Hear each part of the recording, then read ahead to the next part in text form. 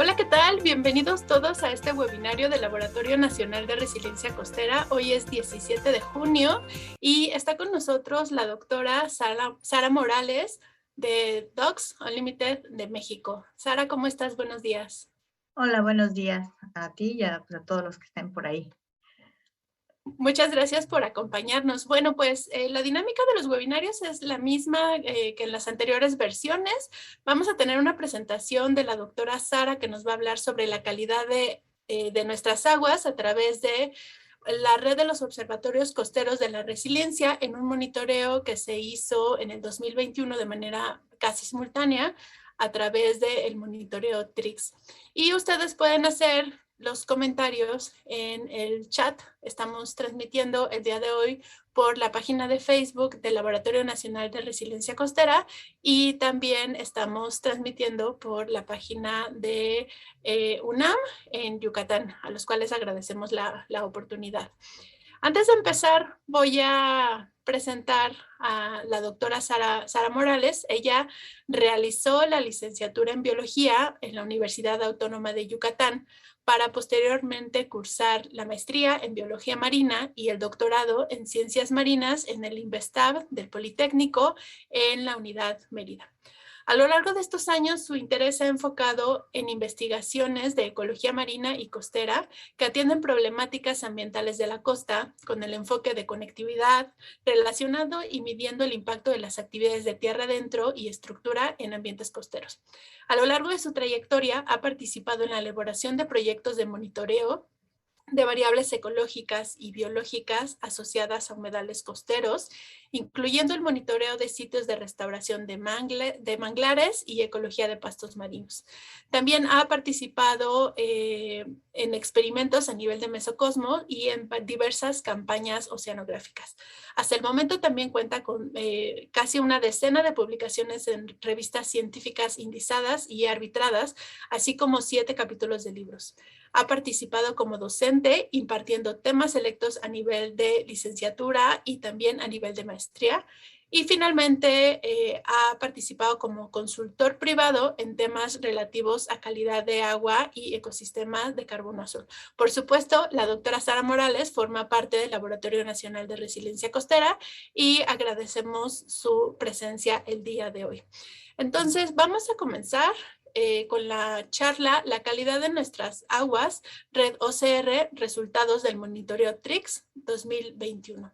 Muchísimas gracias y el espacio es tuyo. Muchísimas gracias, Deneb. Bueno, pues buenos días todavía. Pues yo les voy a platicar igual de la calidad de nuestras aguas en el marco de los observatorios costeros para la resiliencia del LANRES, Laboratorio Nacional de Resiliencia Costera. Les voy a platicar un poco sobre los resultados del monitoreo TRIX 2021. Bueno, a ver, comenzamos. Al menos en México se estima que aproximadamente 20.5 millones de personas viven a menos de 100 kilómetros del mar. Esto ejerce una presión sobre el capital natural costero. Aquí les muestro un ejemplo, ¿no?, de lo que significa esta presión en el largo plazo. Aquí vemos la parte de Cancún, o sea, cómo era más o menos en los 60s y cómo es ahora en 2022. O sea, todo lo que ya se ha modificado, se ha dragado, se ha rellenado, se ha modificado las dimensiones de los cuerpos de agua, la calidad del agua, la biota que está ahí, y pues en consecuencia igual muchos servicios ecosistémicos que prestaba esta zona pues también se han perdido. Pero esto solamente es a manera de ejemplo para dimensionar lo que pueden ser los cambios. Cuando la capacidad de carga del ecosistema es rebasada, como el caso anterior que vimos, esto nos ocasiona la pérdida de integridad ecológica. O sea, esta integridad ecológica se da en términos de la estructura y la función. O sea, si ponemos unas casas donde antes había vegetación de tierra, por ejemplo, manglares, que daban albergue a especies de fauna, a etapas juveniles de peces y de otras especies que se aprovechan comercialmente, y ahora ponemos ahí una plancha de cemento, pues es obvio que ese servicio que prestaba para la pesca, pues se va a perder y ya el ingreso que va a haber por ese recurso, pues se va a ver mermado y va a haber un cambio ahí en el uso de suelo. Bueno, entonces, cuando se pierde esa integridad ecológica, pues también se pierden los servicios ecosistémicos. Conforme se va degradando el sistema, o sea, poco a poco se van perdiendo estos servicios hasta que llega un punto en el que puede no ser completamente agradable vivir o hacer las actividades que antes hacían ahí, o no son igualmente rentables. Por lo tanto, los ecosistemas costeros se ven comprometidos. Esto los hace más vulnerables y menos resilientes a fenómenos naturales y regionales. Por ejemplo, fenómenos naturales globales, hablamos de cambio climático, por ejemplo, incremento del nivel medio del mar, etcétera. Y los regionales, pues son, por ejemplo, huracanes, inundaciones periódicas que se dan de forma natural. Entonces, cuando pierdes esta integridad ecológica, pierdes también a lo que se llama infraestructura verde, que es lo que es un tipo de infraestructura costera que ayuda a proteger la costa, por ejemplo. Y entonces ya haces que sea más vulnerable, pero no solo el ecosistema, o sea, también las poblaciones que ahí habitan. Aquí en este ejemplo podemos ver, ¿no? Un sistema saludable y un sistema eutrofizado. Por ejemplo, en el sistema saludable vemos que hay un balance, ¿no? Entre las actividades humanas y las coberturas de vegetación. Vemos un agua transparente, vemos que en el agua pues hay pastitos, o sea, hay productores primarios que son los pastos, las algas. Vemos que hay peces y pues se dan las actividades humanas balanceadas con el ambiente.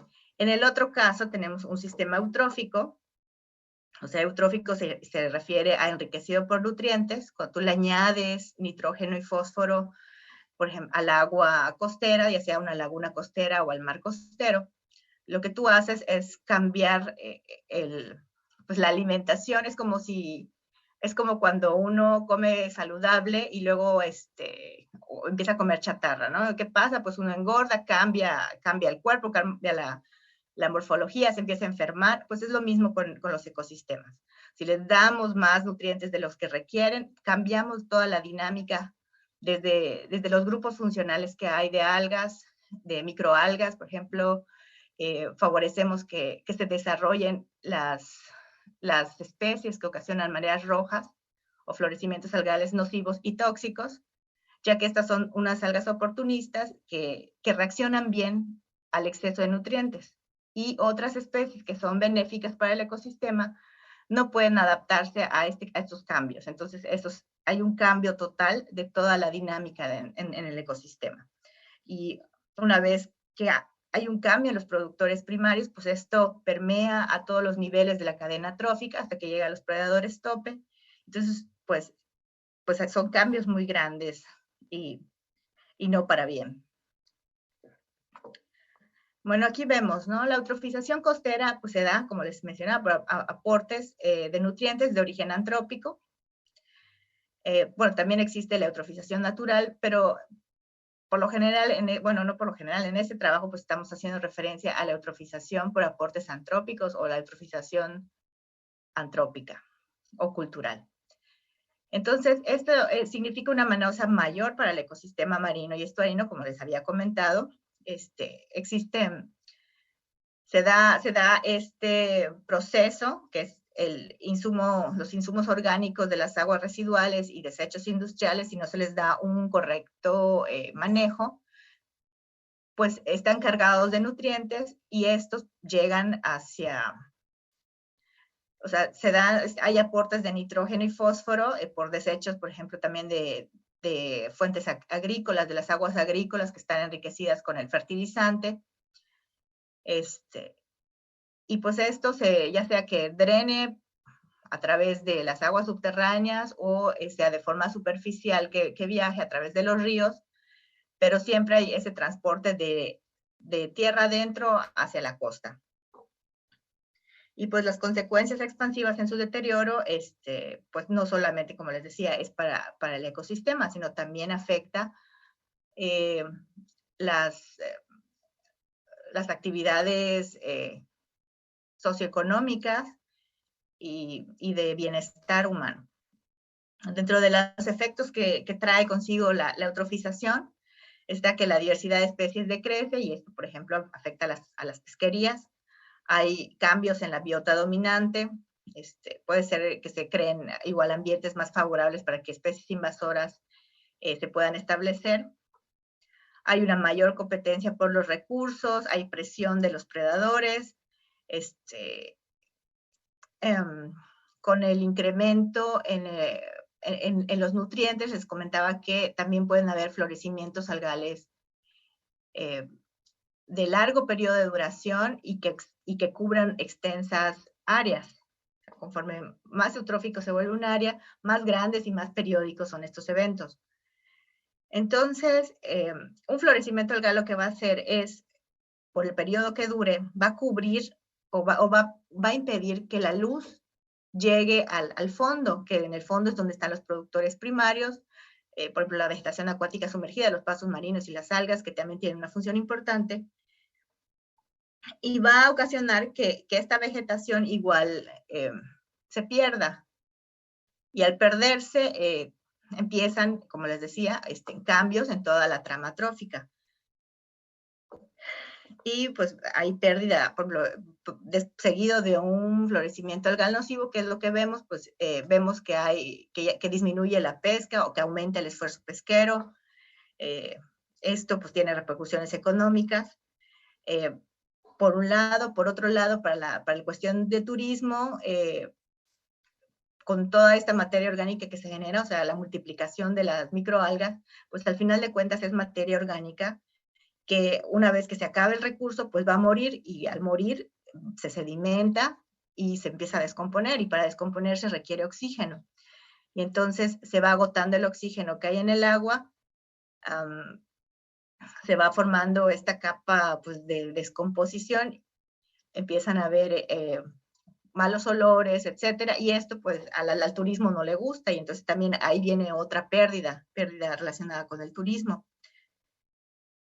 Bueno, entonces, también al haber estos florecimientos algales, en consecuencia de la eutrofización, también pueden haber un incremento en enfermedades humanas. Muchas de estas especies de microalgas ocasionan ya sea daños directos, por ejemplo, al contacto con la piel que pueden causar algún problema dermatológico, como también algún tipo de intoxicación, o sea, si es el caso de que los que florecen son especies tóxicas. Entonces, los peces comen este plancton tóxico y luego va la gente, pesca y se lo come y luego así también hay enfermedades o sea, tienen algunas propiedades neurotóxicas estas especies que afectan al hombre. Y bueno, con todo esto estamos diciendo que los servicios ecosistémicos se pierden. O sea, al menos en un momento dado, se empiezan a perder de forma tal vez intermitente hasta que se alcanza un periodo en el que ya se han perdido totalmente por completo los servicios ecosistémicos y es necesario hacer algún tipo de intervención, alguna restauración, una mejora de hábitat, etcétera. Bueno, aquí en esta figurita que les muestro están las diferentes fuentes de eutrofización cultural, como vemos las ciudades, las grandes ciudades. Aquí en el caso de Yucatán, por ejemplo, podemos decir, bueno, la costa está muy bien, está muy bonita y todo, pero ¿qué es todo lo que hay detrás? Pues está Mérida y todos sus desarrollos inmobiliarios y pues ya no se dan abasto a lo extenso y ahora se van para arriba, pero eso significa que en una menor área ahora vamos a tener un mayor número de población, un mayor número de personas y cada persona genera ciertas cantidades de nitrógeno y fósforo que al final de cuentas debido al tipo de suelo que tenemos, al tipo de suelo kárstico y al manejo que no se le da tan adecuado a los residuos, pues va a dar al mar, o sea, va a dar hacia la costa, primero hacia la laguna costera y luego hacia el mar. Y es muy posible que ahora no lo vemos, pero tal vez en unos años, pues estos florecimientos algales y todos los problemas que lleva la eutrofización sean más evidentes, más crónicos, más constantes y nos generen pérdidas millonarias. Si bien ahorita todo el boom inmobiliario que tiene Yucatán es una muy grande fuente de ingreso, tanto para las personas que se dedican a ello, para los comerciantes, para el gobierno, para todos, a largo plazo esto va a ser un problema. Se estima que el 24% del nitrógeno antropogénico es liberado, que es liberado en las cuencas, o sea, el 24% de todo lo que se produzca, por ejemplo, aquí en Mérida, va a llegar a los ecosistemas costeros. Bueno, entonces una forma de evaluar esta problemática, pues es a través de un índice. El índice lo que nos hace es agrupar una serie de indicadores y resumirlos y darnos un valor. Este TRIX lo que va a hacer es nos va a resumir aspectos de presión, de estado y de respuesta, como pueden ser estas variables de nutrientes, o sea, de nitrógeno y fósforo, que son la presión, el estado y la respuesta que se va a dar en la clorofila y en la concentración de oxígeno. Aquí vemos, ¿no? El índice es el TRIX, los indicadores de presión, nutrientes, nitrógeno y fósforo, inorgánico disuelto, los estados, que son la clorofila, el oxígeno disuelto, y la clasificación final, que nos va a dar el estado trófico. O sea, el oligotrófico quiere decir que son aguas poco productivas. Hay algunas aguas que de forma natural, como por ejemplo las zonas de arrecifes, las zonas marinas más oceánicas, de forma natural deben ser oligotróficas. Hay otros sistemas que de forma natural no son oligotróficos, o sea, pueden ser mesotróficos o mesoeutróficos, principalmente los cuerpos de agua interiores que no tienen tanto flujo o están semiconfinados. Entonces ahí, por procesos naturales, se da esa condición. Pero hay que conocer bien los sitios para poder definir si nuestro estado trófico significa una condición natural o si es indicador de algún impacto. Bueno, como antecedente del uso de este índice de TRIX, bueno, en todo México, pues se han hecho varios, sí se tienen los estados, o sea, el estado trófico de la mayoría, bueno, de muchos cuerpos de agua de México. Sin embargo, estos cálculos, estas estimaciones se han hecho con valores que ya tienen mucho tiempo, más de 20, 30 años de haberse generado. O sea, la condición actual es otra. Entonces, si bien primero hicimos una revisión para ver cuánta información había disponible, pues sí vimos que habían varios estados que cuentan con publicaciones. Predomina la literatura gris como tesis y reportes técnicos. O sea, quiere decir que no se ha llegado al siguiente nivel de hacer una publicación científica, hacer comparaciones.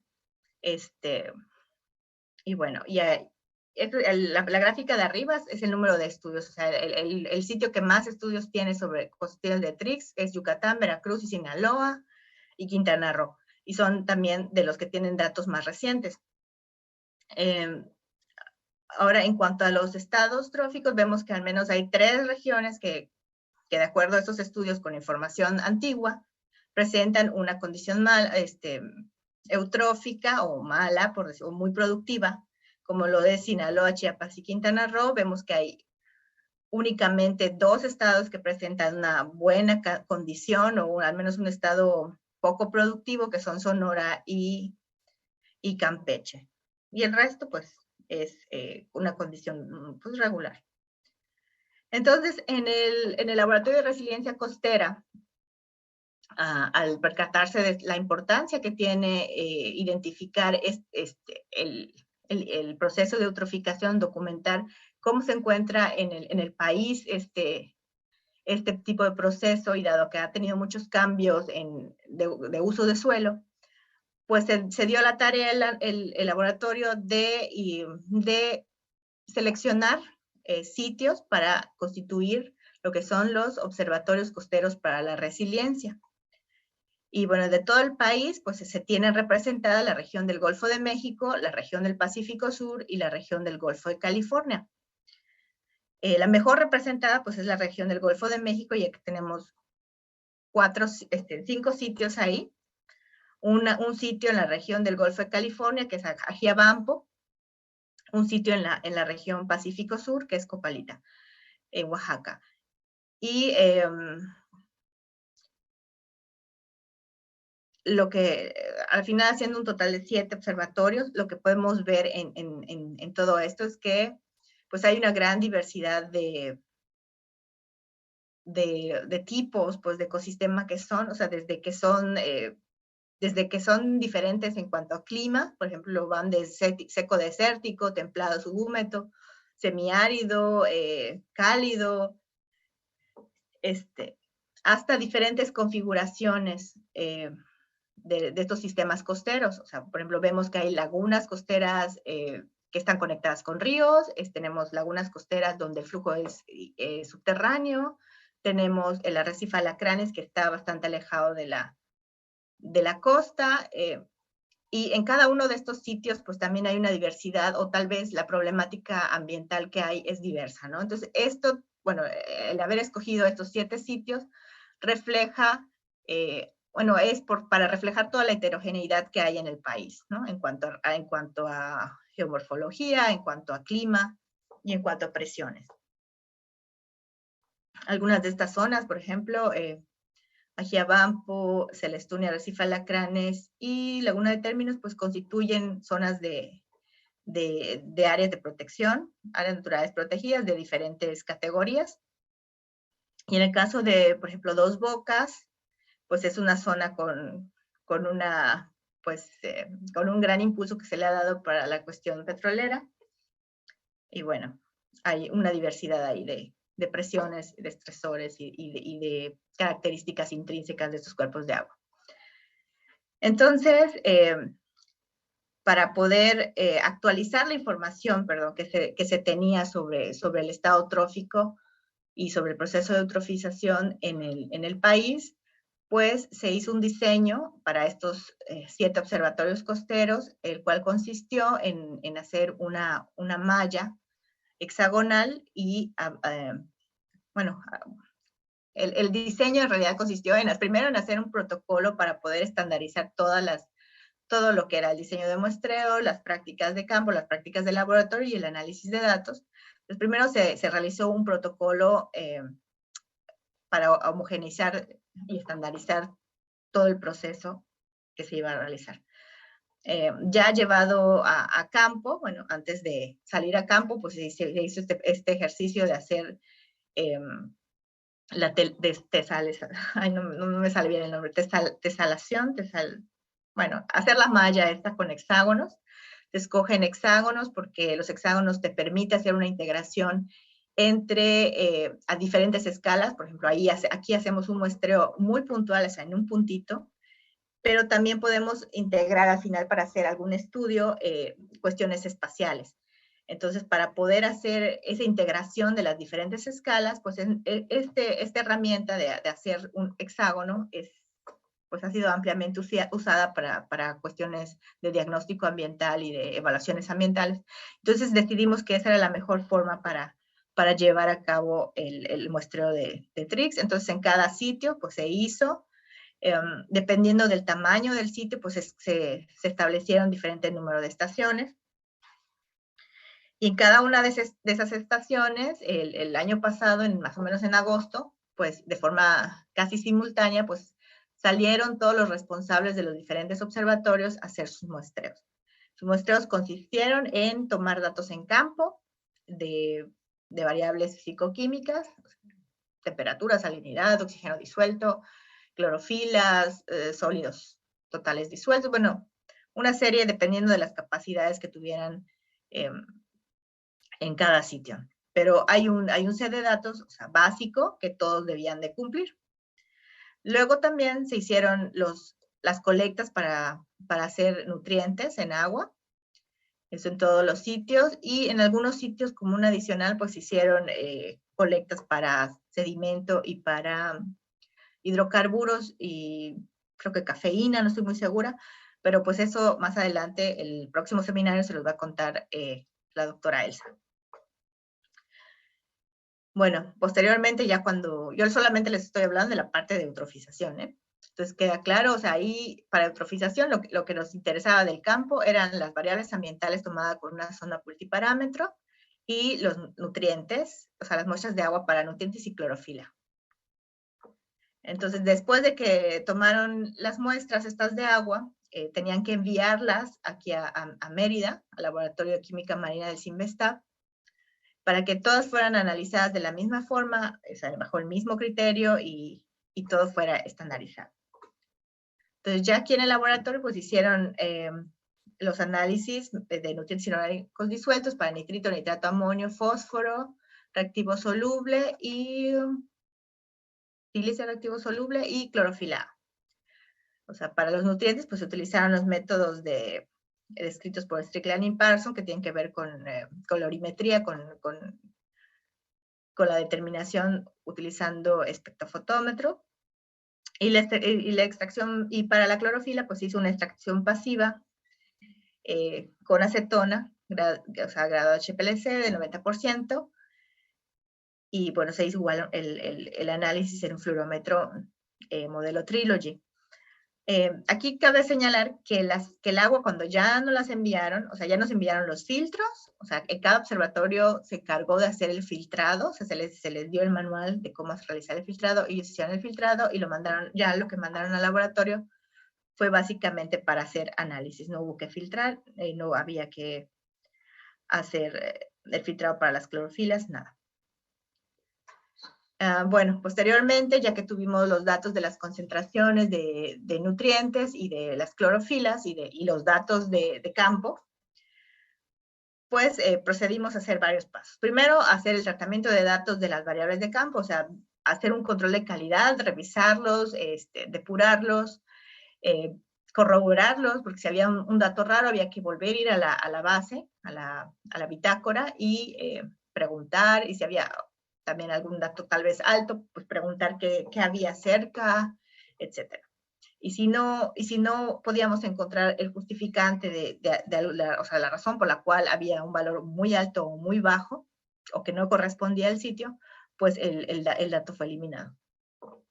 También se hizo la categorización de las estaciones de cada observatorio, acorde al ambiente, o sea, a origen del agua, en marina, lagunar, manantial o riberina. ¿Por qué?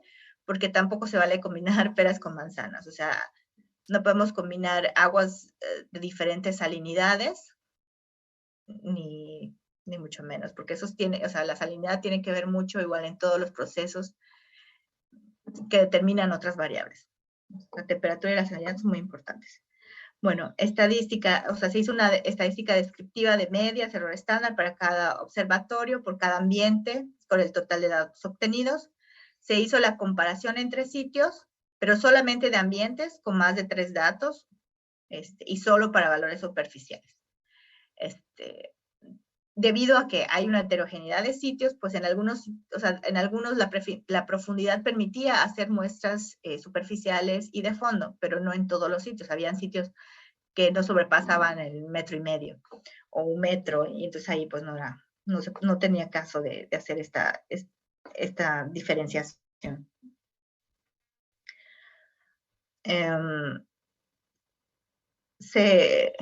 Se hizo la comparación entre sitios para ambientes que tuvieran a más de 3 datos, valores superficiales solamente, una nova no paramétrica utilizando la prueba de Kruskal-Wallis. Se realizó también un análisis de clasificación de los diferentes ambientes de los sitios. Este se realizó con base al vecino más cercano, usando la distancia euclidiana con medida de similitud. Y se utilizaron las variables de temperatura, salinidad, pH, oxígeno disuelto, nitrito, nitrato, amonio, bueno, los nutrientes y la clorofila A, que eran las variables comunes para los sitios. Ya, y finalmente, bueno, se hizo la estimación del índice de Trix. Pues también se determinaron, bueno, las categorías son más o menos de 2 a 4, el estado trófico es bajo, hay una producción baja, la condición se asume que es alta y la reorganización para este estudio quiere decir que es una buena condición. Un valor de 4 a 5 es un valor de estado trófico medio, una producción moderada, y una condición buena Y bueno, el valor de TRIX ya mayor de 6 y 8, pues es un estado eutrófico muy alto con una muchísima productividad, y eso nos da como resultado una condición pobre, y la organización, pues para este estudio sería una condición mala. Entonces vamos a empezar por la descripción de las variables físico-químicas. Igual y no voy a ahondar en todas las gráficas porque pues, puede ser algo pesado, pero aquí lo que quiero resaltar es que dentro de los sitios pues hay una heterogeneidad, ¿no? O sea, no es que todos los sitios tengan unos valores parejitos de cada variable, sino que siempre hay sus variaciones que responden pues a cuestiones de profundidad, de cercanía a vegetación, por ejemplo, manglar, o cercanía ¿cómo se llama esto? A poblaciones, etcétera. Por ejemplo, de aquí de Ajiabampo, Sonora, lo único que fue así como que llamó la atención fue este valor menor de 5 del oxígeno disuelto en la estación 16, y este valor significa, o sea, que un valor menor de 5 está asociado con que no es suficiente para asegurar un buen funcionamiento de la biota, ¿no? Especialmente de los peces. Bueno, aquí vemos una fotito más o menos de cómo está Ajiabampo. Igual vemos quiénes son los responsables de este sitio, que son el doctor Luis Méndez y un grupo de 4 personas. Aquí vemos el sitio de alacranes, que bueno, que es un arrecife, son aguas oceánicas que lo rodean. Y aquí vemos que, bueno, que también hay diferencias entre los sitios. Esas diferencias se pueden dar debido a la posición del punto donde estamos muestreando, si se encontraban dentro de dentro de la zona protegida por el arrecife, o en Barlovento, o en la otra parte, que es Sotavento. Aquí no hubo un valor así para resaltar, no hubo nada que valiera la pena resaltar. En el caso de Celestún, bueno, aquí vemos el primer sitio. Bueno, perdón, no. El segundo sitio que tiene valores superficiales e intersticiales, superficiales y de fondo. En este caso, pues sí vemos acá por ejemplo, en el caso de la temperatura, la estación 11 es un valor muy bajo. Y aquí podemos ver que hay 3 sistemas. Está el sistema lagunar, el manantial y el marino. Sin embargo, para el sistema de manantial, pues solamente era un puntito, entonces no cuenta como 3, pues, o sea, no contó para el análisis de comparación. Entonces vemos aquí, por ejemplo, que sí hay diferencias entre la parte lagunar en todas las variables, o sea, se comporta de forma distinta todas las variables que analizas, la temperatura, la salinidad, el pH, todas. Se comportan de una manera muy particular en la laguna y de una forma menos variable en la parte marina.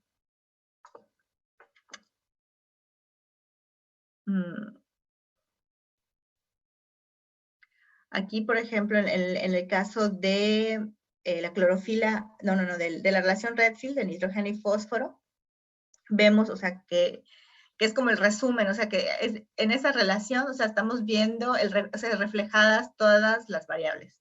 Entonces aquí vemos, ¿no? En la laguna tenemos valores de Redfield muy altos y en la parte marina muy bajos. O sea, estos valores Redfield nos dicen si son mayores a 16 o menores a 16, pero presentan una limitación por nitrógeno. Si son mayores a 16, como en el caso de las lagunas, la limitación es por fósforo.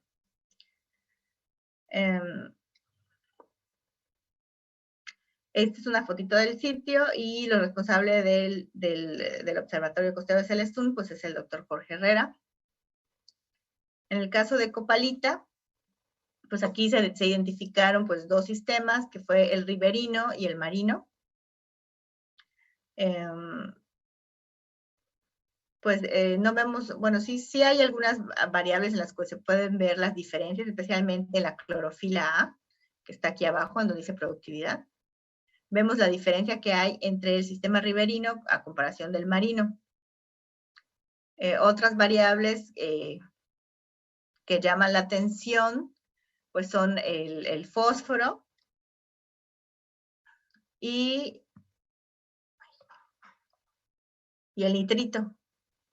Ahí vemos que hay algunas estaciones, la 4, la 7 y la 8, que se ven de forma más o menos repetida, que presentan unos valores súper altos. Ese es un ejemplo de lo que hay en Copalita, la figura, la foto. Y la responsable del sitio, pues es la maestra en ciencias, María del Rocío Gutiérrez Ortiz. Bueno, en el caso de Dos Bocas, Tabasco, pues ya sabemos que era una laguna por muchos años su principal actividad fue la pesca, y ahora pues se han llevado a cabo muchas obras, muchas cuestiones de dragado, de relleno, de construcción, remoción de sedimentos, etcétera. Y esta parte de Dos Bocas, el muestreo comprendió la parte lagunar, la parte marina y la parte riverina. En las variables que más podemos ver las diferencias que hay es en la de nutrientes, en el caso del nitrito más nitrato. Sabemos que en la parte marina y riverina son muy altas estas concentraciones. Y en el caso del fósforo, vemos que es al revés. En la parte lagunar es la que tiene una mayor concentración de fósforo. Y eso traducido ya a términos de la productividad, pues sí vemos que hay diferencias, ¿no? entre el sistema lagunar, que va a estar limitado por nitrógeno, y el sistema marino y riverino por fósforo. Aquí vemos igual la respuesta de la clorofila. O sea, los valores más bajos de clorofila pues están en la parte marina, que es la parte que tiene más flujo de agua, mientras que la parte lagunar, ahí pues tiene ciertas restricciones para el flujo, para hacer el flush de las aguas. Tiene muy alto tiempo de residencia del agua, y entonces podemos ver ahí que hay una acumulación o tal vez una recirculación de nutrientes que hace que las concentraciones de clorofilas sean altas. En el caso de la laguna de Términos, en Campeche, pues igual se identificaron al menos dos sistemas, se muestraron dos sistemas, la parte lagunar y la parte marina. La laguna de Términos es una laguna muy grande, por lo tanto también está influenciada por varios ríos, tiene una o dos bocas que conectan con el mar, pero su dimensión y esta influencia que ejercen los ríos, aparte del desarrollo que hay en la barra costera, pues hace que todo el ambiente pues sea súper heterogéneo en cuestiones de profundidad, y eso afecta la temperatura, en cuestiones de salinidad, y también en la cuestión de nutrientes, ¿no? Aquí la mayor heterogeneidad o diversidad pues se dio en términos del amonio. Y pues obviamente pues toda esta diversidad pues también afecta a la productividad en términos de qué nutrientes es el limitante, y en términos de en dónde se encuentran las mayores concentraciones de clorofila, que en este caso se van hacia las estaciones 19 y 36, que luego vamos a ver en los mapas. En el caso de Cizal, en Yucatán, y en el caso de Laguna de Términos, el responsable del sitio pues es el doctor Eduardo Cuevas, y pues tiene un grupo bastante grande de corresponsables del sitio.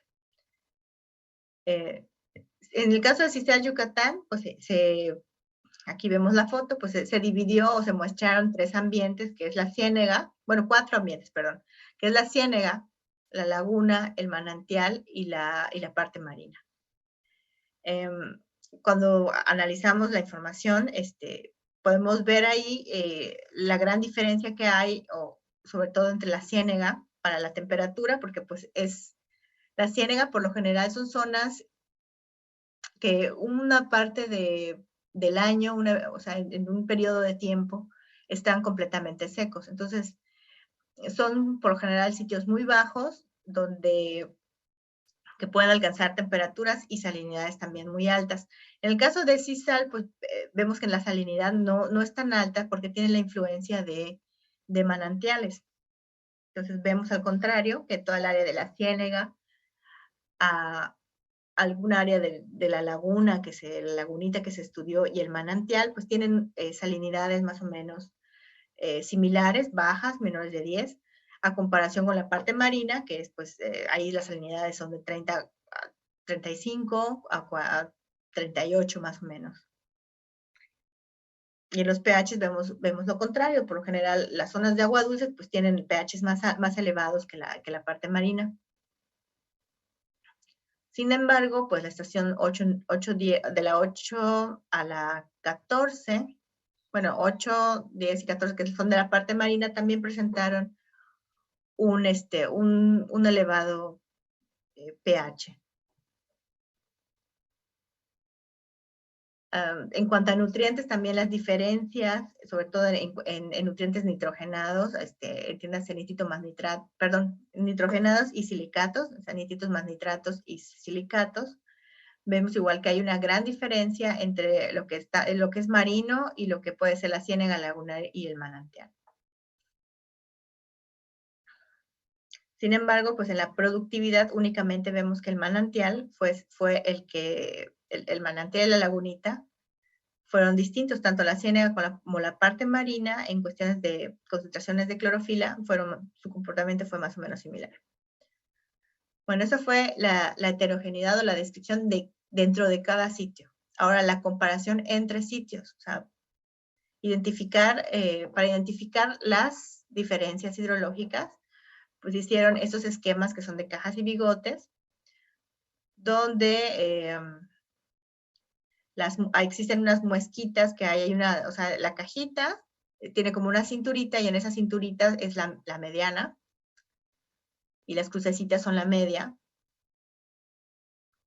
Y si donde se estrecha esa cinturita no casa con las otras cajitas, quiere decir que son diferencias estadísticamente significativas, pero si están dentro de ese mismo rango, quiere decir que no hay diferencias. Entonces aquí, por ejemplo, en el caso de la temperatura, vemos que la tercera cajita, que corresponde a Celestún, vemos que es significativamente diferente de, por ejemplo, bueno, de todas las cajitas casi, pero sobre todo de la 1 y la 2.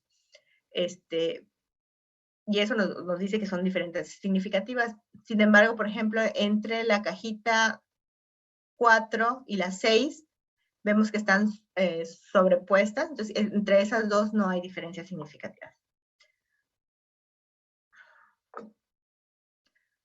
Bueno, posteriormente evaluar estas diferencias mediante esta estadística no paramétrica, bueno, de esta forma visual al menos, exploratoria, se realizó un análisis de similitud, como les comenté hace varias diapositivas, y con algunas variables que tenían en común los sitios. Y bueno, y los resultados de esto fue que Ajiabampo, tanto para el ambiente lagunar como para el ambiente lagunar y Dos Bocas para el ambiente marino, fueron similares y debido a posiblemente el efecto que tiene la desembocadura de los ríos, hace que sean similares en las concentraciones de nutrientes que ingresan, al menos son un agregado o sea, y estos nutrientes, esta agua que ingresa a través de los ríos, contiene un agregado de los residuos, o sea, un agregado o sea, de donde pasan los ríos, o sea, en cada punto donde pasan, pues se les va agregando nitrógeno y fósforo. Entonces, cuando ya descarga hacia las lagunas estudiadas, pues ya viene con una carga muy alta. Y eso creemos que es el factor que hace que se agrupen de forma similar. En el caso de Celestún, el ambiente marino y Copalita, igual del ambiente marino, fueron similares, igual se agrupan juntas, y es porque ambas tienen influencia igual de agua dulce, pero de diferente origen, aunque esta es de diferente origen. En el caso de Copalita es a través de los ríos, y en el caso de Celestún es a través de un río subterráneo, o sea, es a través de agua subterránea y de descarga del freático. En el caso de Laguna de Términos y Sisal también presentaron, bueno, se agruparon como similares. Y estos dos sitios tienen en común, pues que tienen una alta influencia humana en sus márgenes. Hay actividades de pesca y están rodeadas por manglar. En el caso de Arrecife Alacranes, Celestún, la parte de la ciénega, la parte de manantial de Sisal y Dos Bocas, en la parte lagunar, pues presentaron características particulares que no dejan que se agrupan con otras. Son particulares. Ay. Ok. Y ya, pues de forma espacial, o sea, el resultado de TRIX, podemos verlo, por ejemplo, para Giabampo. Aquí vemos lo que al inicio les comentaba, que esto nos ayuda a hacer la integración espacial. Pues aunque hicimos un puntito, un polígono, pues esto se interpoló para el hexágono completo. Bueno, se le dio el atributo al hexágono completo. Y en el caso de Ajiabampo, pues la condición general, bueno, para el caso de Ajiabampo, de Alacranes, de Copalita, perdón, de Ajiabampo y Alacranes, la estación es, bueno, Celestún y Copalita, la condición trófica ahí se identifica como mesotrófica, es decir, que son aguas medianamente productivas. Sin embargo, en el caso de Ajiabampo, pues se encuentran algunos focos de alerta, sobre todo en lo que es pegado a la costa, sí, a tierra donde que está adyacente a la cuenca. Ahí es donde se identifican mayores condiciones tróficas un poco más altas, y posiblemente sean indicadores de que hay algunos procesos dentro de la cuenca que están haciendo que lleguen más nutrientes y ahí se concentren y hayan cambios.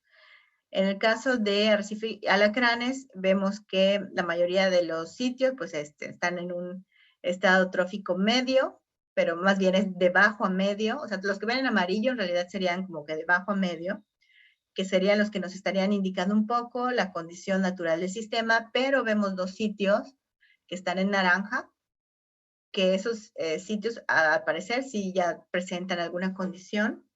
O sea, tienen alguna presión, algún impacto, algo que los está llevando a una condición distinta a la que debería ser su condición basal. En el caso de Celestún y Copalita, aunque los dos igual fueron zonas oligotróficas, o sea, fueron zonas muy heterogéneas. Podemos encontrar sitios que van de mesoligotróficos hasta sitios con valores altos, casi distróficos. Y esto nos habla que en ambos sitios, o sea, ya sea por la heterogeneidad natural que presentan y por tal vez las actividades humanas que ahí se desarrollan, esto lo hace un sitio frágil y vulnerable, o sea, al incremento de nitrógeno y fósforo. O sea, si por el momento podemos decir que están bien o más o menos regulares, pero cualquier actividad dentro de la cuenca, o sea, por más pequeña que sea, que tenga que ver con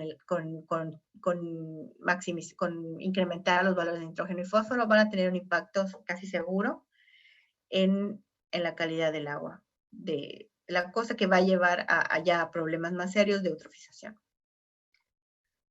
En el caso de los 3 observatorios restantes, que son Dos Bocas, Sisal y Laguna de Términos, pues en los 3 casos es posible que la capacidad de carga de esos sistemas se haya sobrepasado.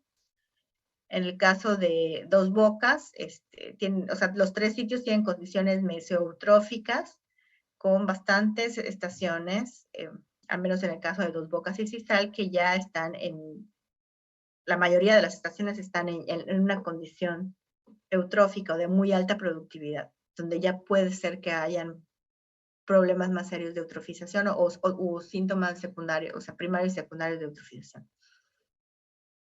En el caso de Cizal, pues ahí originalmente era una localidad pesquera que fue utilizada por mucho tiempo por las características de profundidad como puerto principal de Yucatán. Después se movió a Progreso, pero pues ha tenido diferentes usos, o sea, desde granja de camarón, asentamiento. Ahora, últimamente, pues, son desarrollos inmobiliarios que promueven la deforestación del manglar, de la duna costera, y esto pues se prevé que va a incrementar todos los problemas que tienen que ver con eutrofización.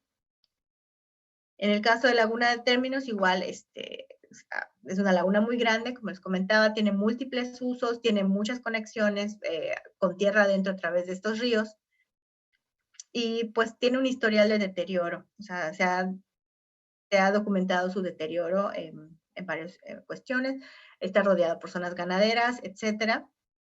Entonces podemos identificar que hay algunas zonas donde ya, donde pues sí, ya hay problemas, pero además de los problemas que podemos ver con este índice trófico, también está el hecho de que la vegetación acuática sumergida, esa sí ha sido reducida en más del 50%. O sea, en la actualidad hay muy poca vegetación acuática sumergida, y eso nos habla de que, la calidad del agua pues, ha contribuido a que esto ocurra. Ahora, en cuanto a la comparación de TRIX entre los diferentes sitios, tenemos, aquí vemos, ¿no? La primera comparación es por tipo de sistema. O sea, arrecifal, el sistema arrecifal solamente tiene una representación que es alacranes, en cuya característica pues es una cuestión regular. En el caso de el sistema lagunar, pues tiene 4 representaciones dentro de los muestreos de los observatorios, donde es Ajiabampo, Celestún, Dos Bocas y Laguna de Términos. En este caso, la que presenta un mayor deterioro dentro de las lagunas, pues es Laguna Dos Bocas y Ajiabampo, que pueden tener valores muchos más altos principalmente Dos Bocas. En el caso de los sistemas marinos, hay 5 sitios dentro de los 7, dentro de los 7 observatorios, al menos en 5, pues se presenta este ecosistema marino, que es en la mayoría. Y vemos que los sitios que presentan una problemática que ya debe ser atendida son Dos Bocas y Cizal, dentro de la parte, dentro del ecosistema marino. Y en el caso de el tipo de agua o ecosistemas riberinos que tienen que ver con ríos, solamente están representados 2, que son Copalita y Dos Bocas. Y en estos 2 sitios, bueno, que están asociados con ríos, pues podemos ver que los índices tróficos son mucho más altos. Entonces aquí podemos identificar que los ríos los ríos superficiales están jugando un papel muy importante para como vía de transporte para los nutrientes, para que los nutrientes alcancen los cuerpos de agua costeros. En la figura de abajo, lo que podemos ver, pues son los diferentes sitios representados con sus diferentes ambientes. Y ahí lo que podemos ver es que, por ejemplo, en el recuadro que vemos ahí, Alacrán es el ambiente arrecifal, Celestún en el ambiente tanto lagunar como marino, y Copalita en el ambiente lagunar, no tienen diferencias significativas, estadísticamente significativas en cuanto al índice trófico de TRIX, o sea, presentan un estado trófico similar. Pero este estado trófico, bueno, que es el mejorcito de todos, es diferente al bloque conformado por Dos Bocas, Laguna de Término, Ajiabampo y Cizal.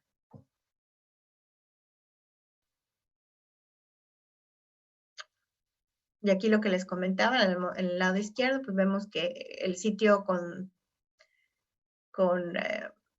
peor condición son Dos Bocas en la parte lagunar, Copalita y Dos Bocas en la parte riberina. Ya finalmente, pues las consideraciones, pues que los 7 observatorios costeros de la ANRESC, pues son un reflejo de la heterogeneidad de las costas mexicanas, o sea, de diversos ambientes acuáticos costeros, de diferentes geomorfologías, están sometidos a diferentes presiones. En México, pues las principales presiones a estos cuerpos de agua costero pues son la sobrepesca, la acuicultura, el turismo de gran impacto, el que no está planeado, la minería, la petroquímica, la agricultura y sobre todo el cambio de uso de suelo. Y también las actividades agropecuarias. De acuerdo a la CNA, pues en algún momento en el 2012 determinó o indicó que el 73% de los cuerpos de agua mexicanos están contaminados. Entonces, por eso la importancia de establecer este tipo de índices con metodologías estandarizadas para tener este comparativo. También, con agua, identificó que el 80% de las descargas de los centros urbanos e industriales pues se vierten sin tratamiento previo, y entonces eso pues lo vamos a ver reflejado ahí o lo estamos viendo reflejado ahí en los sitios donde hay ríos. Entonces, el agua que traen los ríos pues viene igual de centros urbanos e industriales, lejos de la costa, pero finalmente llegan a ella y modifican todo el ambiente. Otra consideración es que la principal fuente de nitrógeno y fósforo antropogénico pues son las aguas residuales urbanas y fertilizantes en la agricultura.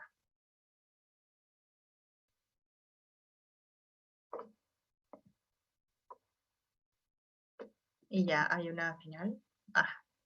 Bueno, y finalmente, pues, ya que hicimos este estudio, ya que sabemos un poquito más tal vez de los procesos de eutrofización y las lagunas costeras, ¿cómo le hacemos para minimizar la eutrofización? Si ya sabemos que es un problema, ¿cómo le hacemos para que disminuya, para que no ocurra? Pues primero, pues hay que hacer acciones de gestión, o sea, sostenible de la conservación del recurso hídrico. Hay que considerar la configuración física de los sitios, las características intrínsecas del ecosistema, las fuentes de presión o fuentes de nutrientes, los factores socioeconómicos. Hay que igual tomar en cuenta o más bien considerar la prevención de eutrofización en aquellos sitios que no están tan deteriorados, o sea, y esto es tomando en cuenta los áreas de la cuenca y las fuentes de suministro de agua, identificar cuáles son las actividades que se realizan, ver cuáles son las prácticas, las prácticas en cuestión del manejo del agua, dónde se encuentran localizados los drenajes de la industria, darles un seguimiento, revisar, y para las prácticas agrícolas, pues los fertilizantes que se usan para las plantas, la localización de los cultivos, y pues asegurarse que los fertilizantes que dicen que usan son los que usan, porque ya luego, reportan que utilizan ciertos fertilizantes y acaban utilizando algunos otros que consiguen en el mercado negro, que ya están prohibidos y que no deben ser utilizados. Y otra cuestión es la naturaleza del suelo,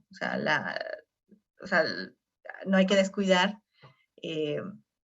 que debe existir tanto, en la parte terrestre como en la parte costera, suficiente vegetación,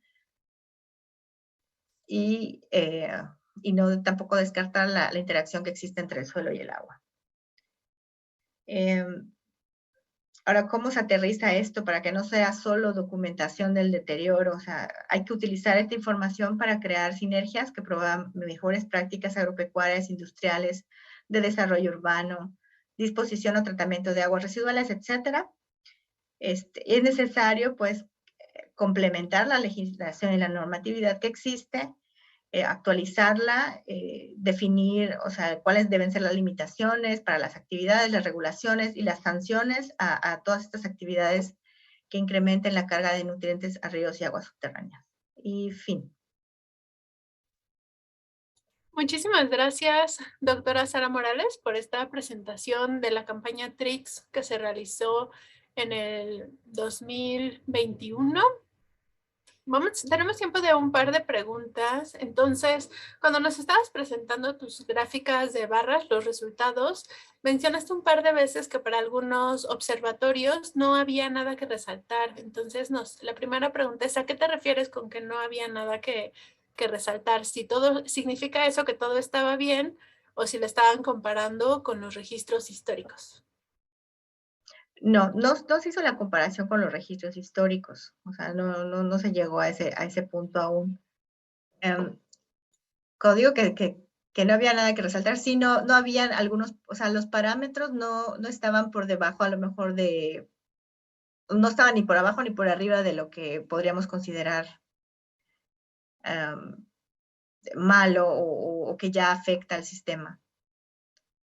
Por ejemplo, en el caso del oxígeno, o sea, valores muy bajos, o sea, por debajo de 5, o sea, muy bajos serían como 2.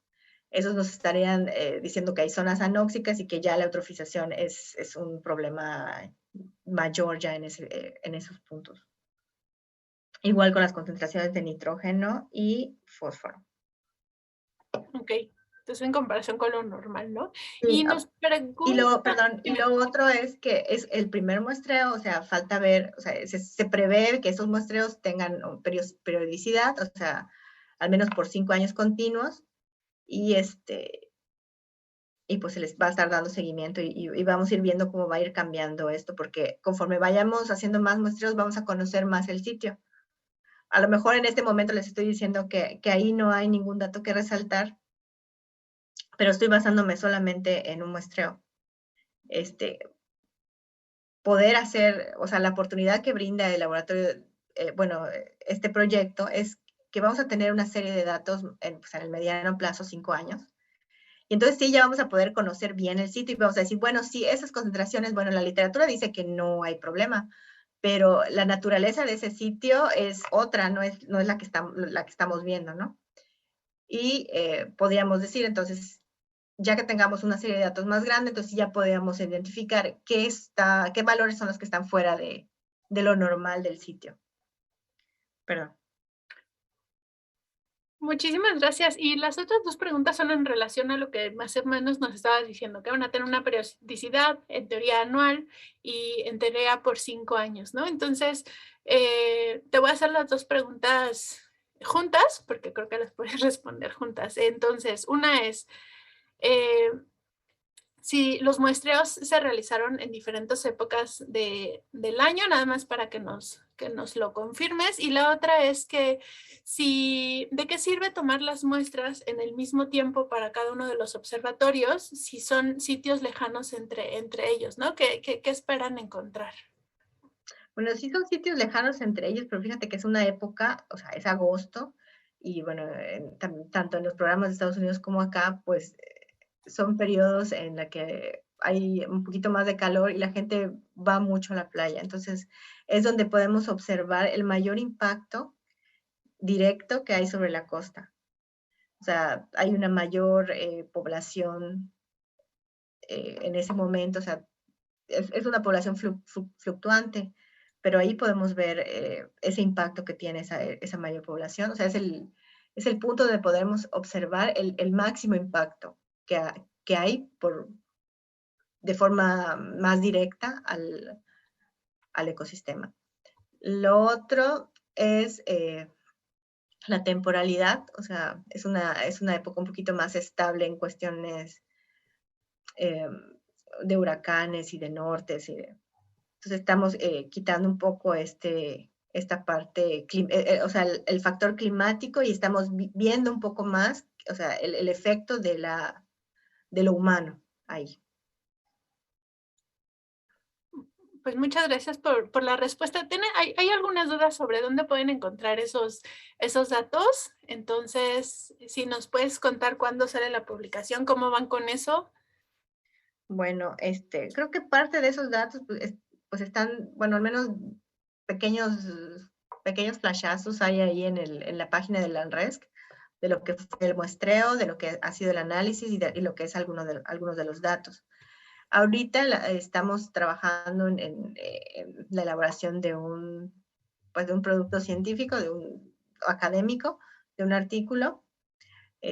Pues estamos en la fase eh, que estamos definiendo los alcances que va a poder tener, porque pues es un solo muestreo, sí nos da bastante información, pero hay que saber dirigirla, ¿no? Y en Pues eso les estamos, pedimos. esperamos que a final de año, antes de fin de año ya pueda estar disponible. Lo que sí es que ya vamos a arrancar la campaña, ¿no? 2022. Y pues esperamos encontrar igual cosas muy interesantes y complementar estos resultados ya con más datos. Pues muchísimas gracias, Sara, por esta información que nos estás poniendo, que nos estás compartiendo. Acabamos de poner en el chat de Facebook la página del laboratorio y también el enlace directo a los boletines. Tenemos un boletín mensual donde damos información de lo que sucede en el observatorio, en el Laboratorio Nacional de Resiliencia Costera. Por si se quieren inscribir, les va a aparecer un banner para que pongan su correo.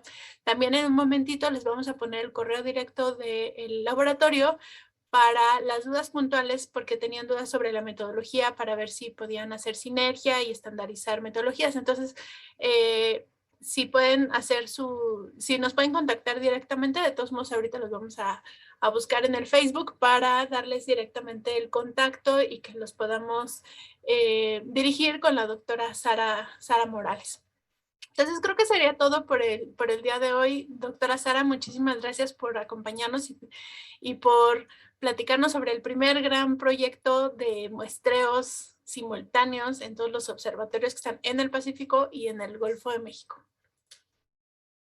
Pues gracias a ti y esperamos dar más avances el próximo año. Sí, y en cuanto esté la publicación, pues por supuesto que se las vamos a